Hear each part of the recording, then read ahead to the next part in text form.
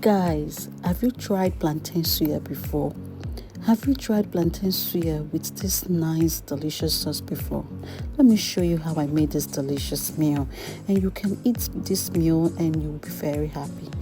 So I started by washing my plantain and peeling it the skin, and then arranged it in this flat plate, and then poured some suya spice. Yes, this is suya spice that I'm using to garnish this plantain.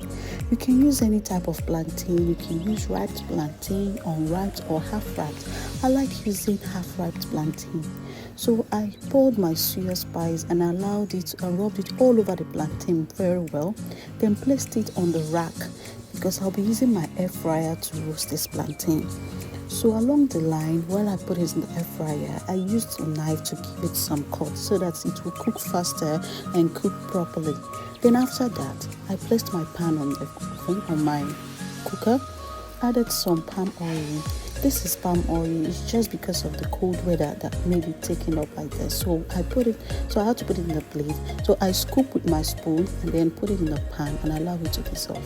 This is my pepper, onions, and little uziza that I blended, and then I poured it into the pan and allowed it to fry for some time. While I was frying, I added a little crayfish to it because, of course, I can't make this kind of delicious sauce without adding crayfish. I added some seasoning cubes to it and then allowed it to fry for a few minutes. Mind you, I already boiled some pomo and I kept it somewhere to be cooling, to be waiting for its own time. After that, I allowed this to fry for some minutes. And then the next thing, I added my ogba.